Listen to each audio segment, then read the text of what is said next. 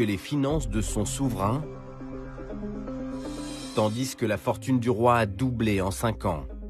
Le Maroc pointe à la 126e place mondiale en termes de développement.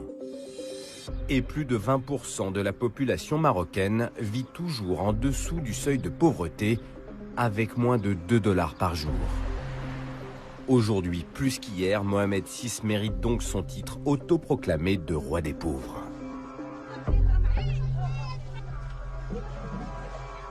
Le tiers de la population marocaine, le tiers, 10 millions de personnes sont analphabètes. Analphabètes, ça veut dire totalement qu'ils ne savent ni lire ni écrire. Et vous trouvez que c'est bien? Mais qu'est-ce que ça veut dire, ça? Il faut sortir des palmeraies, il faut sortir, je veux dire, des restaurants de luxe, il faut sortir des palaces et puis aller jeter qu'un coup d'œil. Rien qu'à Marrakech, dans la médina de Marrakech ou dans la région. Et puis vous allez voir un autre Maroc.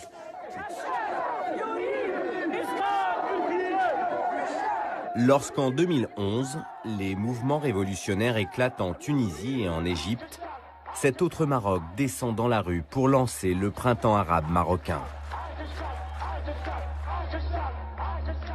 Comme toute révolution, c'est des revendications sociales.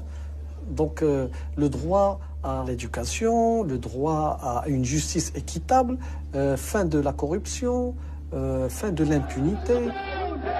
Le mouvement du 20 février qui mène la tentative révolutionnaire marocaine demande à la fois plus de démocratie et la fin de la corruption.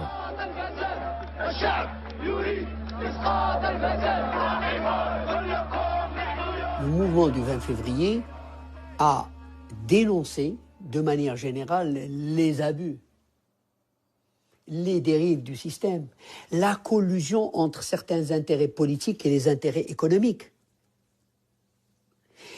l'affairisme de la classe politique.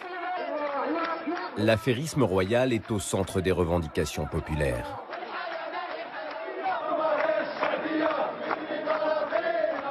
La holding royale, symbole de cette dérive affairiste,